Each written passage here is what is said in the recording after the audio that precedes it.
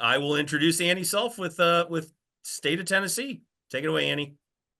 Thanks, Scott. Um, and thank you, Michael, for jumping into the void that I left. And Cindy Bilbrey is our entomologist who is running the spotted lanternfly program, but she's at the ESA Southeastern branch meeting this week. So I'm giving this presentation, and I would also like to thank Dr. Leanna Patarenegay, our plant pathologist, for all the technical support today. So I'm just going to go back a little bit. This is old news for a lot of you, but we found it in 2023, which I keep thinking was last year, but it was in the fall, and we found it in one county, and it was based on a report from a homeowner. Then a month later, we found it to the county to the east. So then the next year, we found it up in Sullivan County, which is upper East Tennessee, on the border with Virginia. And there was already an infestation, or I don't know if it's there was also spotted lanternfly reported in Bristol, Virginia. So we'd been looking for it because we thought it was probably coming. So last spring, we had our first egg hatch on April 3rd. So which really kind of coincides with the number of hours of daylight that was mentioned yesterday by one of the speakers. We were trying to figure out if it was degree days or hours of daylight or what, because we'd had a really warm couple weeks before that. And of course, like today, I think it's supposed to be 83. So we're keeping an eye out for hatch anytime. So this is just the life cycle here in Tennessee. So you can see that we have a pretty long season where they're active. And then we have hatch right around the beginning of April. So when we first found it, we used survey 123 because we weren't able to access field maps, but we've been using field maps ever since then. And of course, our detection was on the railroad tracks, and this could be useful for a safety video. We have vests now, orange vests. We try not to walk on the railroad tracks now. But this infestation, we think, was probably there 3 to 4 years before we found it. And this was found by the railroad tracks because of the neighborhood that was close to the railroad tracks. So here again was our first egg hatch last spring. And then this year, our group was surveying up in Bristol, it's at the very northeast corner of Tennessee. So we have 2 folks that are fairly close to it. One's very close. So we sent a team of people up there to survey the Bristol area and put in the egg mass plots. This was a frozen spotted lanternfly on a tree. This was at the end of February. And y'all up in the northern states, you may see this all the time, but we just thought this was the coolest thing ever. It scared me when they first sent me the picture. I got a text of this picture, and I was like, that's an adult, and it's February. But anyway, it turned out it was just frozen in place. So we spent a lot of time surveying along railroads, tracks, and parks. And I know that y'all have done all this and seen all this too, those of you that have it. We see it a lot in poison ivy vines, grapevines, on trees. We've got a lot of euonymus, which is a pretty bad invasive here, which you can see in that bottom right corner picture. So last year, we were just all over it all the time, you know, it was this new exciting pest. And this year we're taking more of a calmer, methodical approach. We sprayed some egg masses this winter. This year, we're going to try to have our chemical, our sprayers, everything in place. Last year was like, hey, who's got some bifenthrin? And our forestry partners really helped us out. They have a hemlock woolly adelgid strike team. And those folks are used to being out there spraying, and they had bifenthrin. So they really helped us out last year. But this year we've got sprayers, we've got chemical, and we're ready for hatch.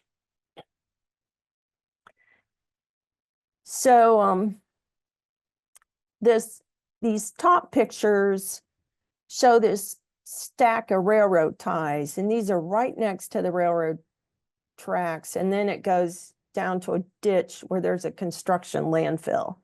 And we spent a lot of time in that ditch trying to treat, and it's really kind of creepy. I've probably watched too many crime shows, but I always expect to find like a body part down there because it's kind of sketchy. But anyway, we're all getting used to it now. But these railroad ties are heavily infested with egg masses.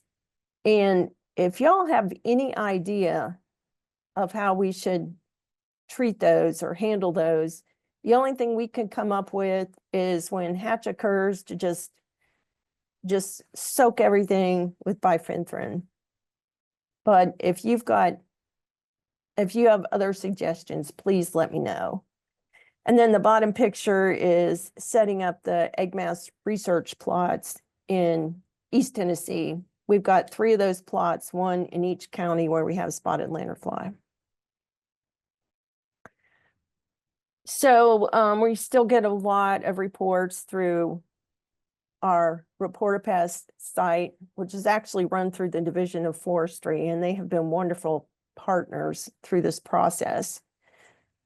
We get all winter long, we would get a steady stream of reports. So far, knock on wood, they haven't been overwhelming.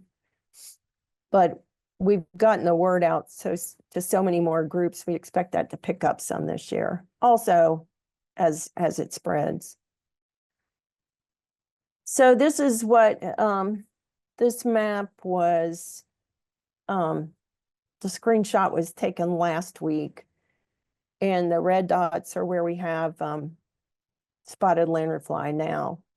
And then the green, of course, are where we surveyed. And if you can see that row at the bottom, that just shows how much we surveyed during the last year.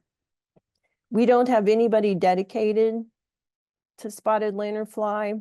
In fact, right now we're down 1 inspector. We recently hired a former inspector to work part-time on spotted lanternfly, and she started Monday. So I think we saw this earlier this morning, the pest cast map, which is very helpful in terms of gearing up for what you need to do next. It's also a little scary when you see, you know, how soon we're going to have hatch. So we've done a lot with outreach. We received PPA funding, which for next year, which I hope comes through. And we had planned to do a couple billboards with that.